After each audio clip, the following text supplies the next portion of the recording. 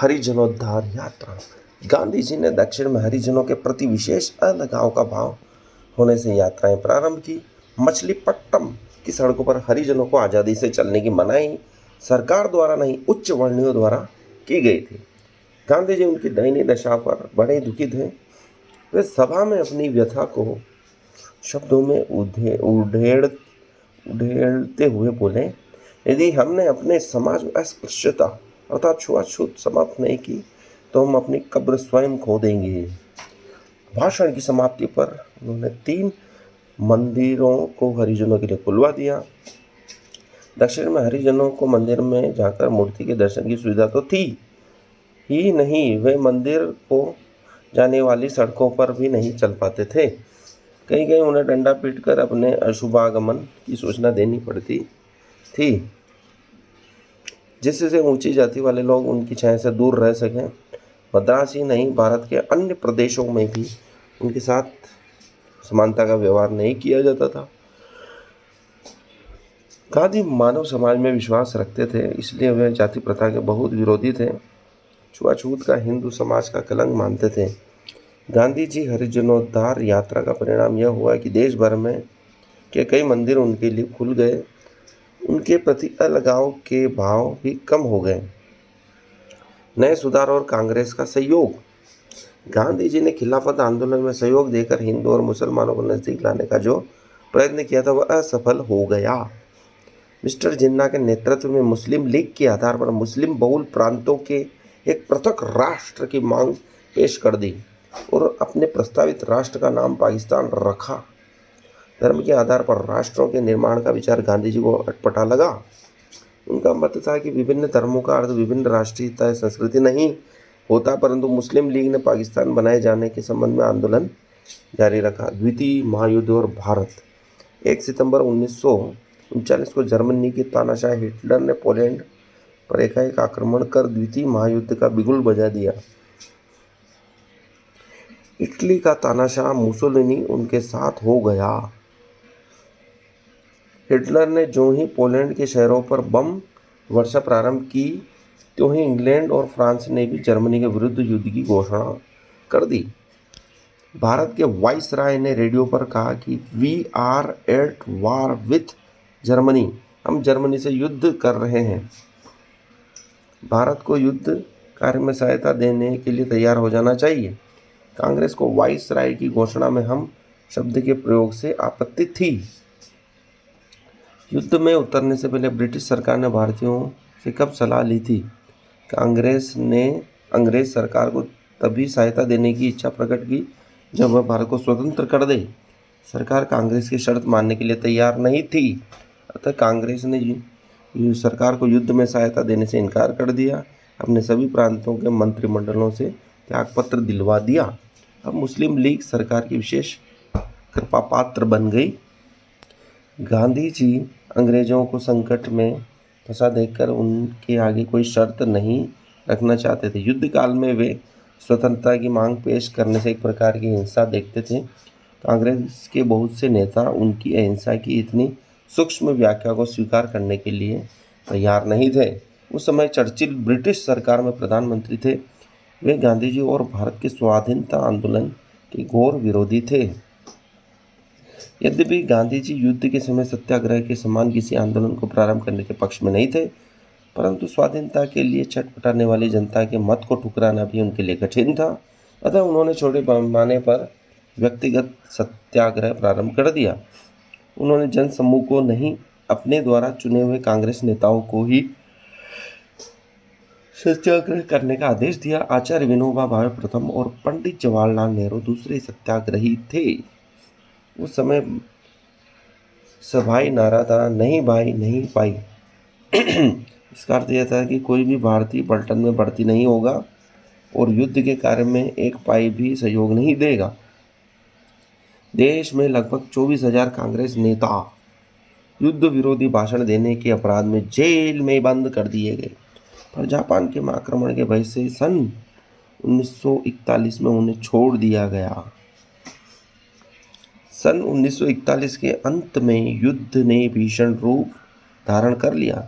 Japan भी उसमें कूद पड़ा और तेजी के साथ दक्षिण पूर्व एशिया के देशों को हराता हुआ आगे बढ़ रहा था।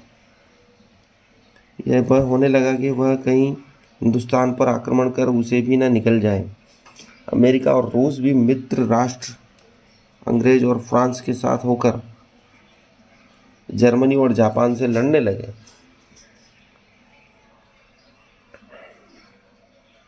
अमेरिका की सहानुभूति भारतीय स्वाधीनता आंदोलन के प्रति प्रारंभ से रही थी। युद्धकालीन अमेरिकी प्रेसिडेंट रूजवेल्ट ने चर्चिल से आग्रह किया कि वे भारतीयों को स्वाधीन कर दें।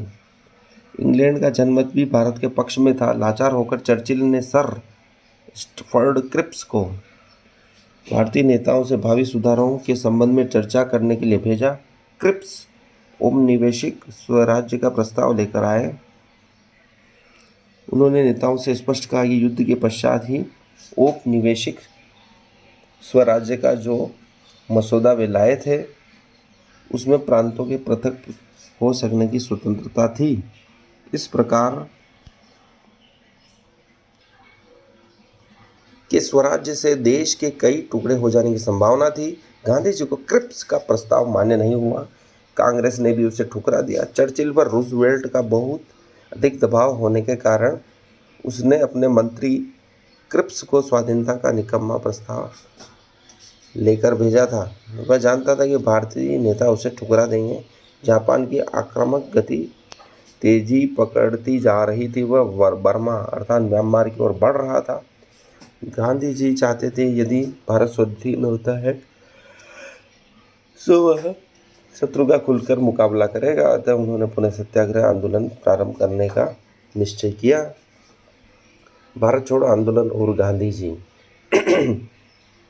अखिल भारतीय कांग्रेस कमेटी ने अपनी 7-8 अगस्त 1942 की बम्बई में होने वाली बैठक में स्वाधीनता प्राप्ति के लिए सत्याग्रह आंदोलन प्रारंभ करने का प्रस्ताव पास कर दिया।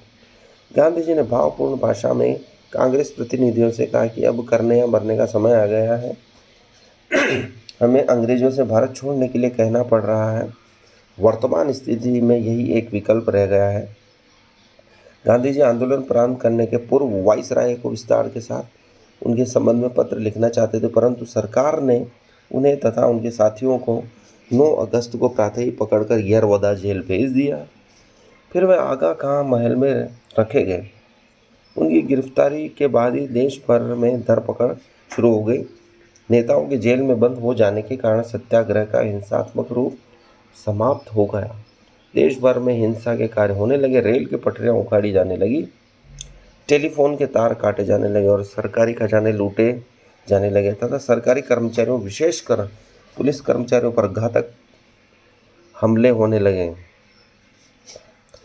इसी प्रकार के अराजक और अहिंसक का कार्य छिपकर और खुलकर होने लगे। देश के कई स्थानों में ऐसी परिस्थितियां पैदा हो गई मानो अंग्रेजी राज्य समाप्त हो गया हो। गांधी जी का हिंसा के कार्यों से सदा विरोध रहा, परंतु अंग्रेज सरकार इन कार्यों के लिए बराबर गांधी जी को ही जिम्मेदार ठहराती रही। चर्चिल किसी प्रकार गांधी जी को जापानियों से साठगांठ होने के अभियोग में फंसाकर भयंकर दंड देना चाहता था, परंतु उसे छानबीन कराने पर भी उनके विरुद्ध कोई प्रमाण नहीं मिला। गांधी जी ने वाइसराय को लिखे लंबे पत्रों में देश में होने वाले हिंसा के कार्यों के लिए अपने को कतई जिम्मेदार नहीं माना। उन्होंने इसकी जिम्मेदारी सरकार पर ही डाली। उन्होंने लिखा कि आंदोलन के संचालित करने के पूर्व ही जब मुझे पकड़ लिया गया तब मैं देश में होने वाली हिंसा की घटनाओं के लिए कैसे जिम्मेदार हो सकता हूँ। फिर आत्मशुद्धि की दृष्टि से गांधी जी ने उपवास प्रारंभ कर दिया जिससे जनता हिंसा के कार्यों को रोक दे। Viceroy Lord Lithgow Gandhi ji को छोड़ना चाहते थे क्योंकि उनकी हालत उपवास के कारण बहुत खराब होती जा रही थी। उपवास की अवधि के कई क्षण ऐसे आए जब उनकी मृत्यु होने में डॉक्टरों को भी संदेह नहीं रहा, परंतु उन्होंने अपने आत्मबल से संकट के क्षण टाल दिए और उपवास समाप्त हुआ। धीरे धीरे वे स्वस्थ हो गए। एक दिन अचानक उनके निजी सचिव महादेव भाई देसाई की मृत्यु हो गई। आगा खां महल में जहाँ नेता बंदी थे शोक छा गया। गांधी जी प्रतिदिन प्रातः देसाई इस दाह संस्कार के स्थान पर जाते, फूल चढ़ाते और गीता का पाठ करते थे।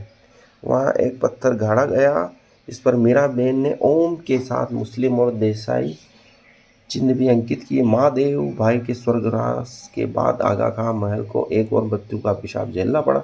वह था कस्तूरबा की मृत्यु। 22 फरवरी 1944 को कस्तूरबा ने गांधी जी की गोद में अंतिम सांस ली। उन्होंने मृत्यु के कुछ क्षण पूर्व यह इच्छा प्रकट की थी कि मेरा दाह कर्म गांधी जी द्वारा तैयार की गई खादी की साड़ी के साथ किया जाए। महादेव भाई की दाह भूमि के पास ही बा का दाह संस्कार वैदिक मंत्रों की ध्वनियों के साथ संपन्न हुआ।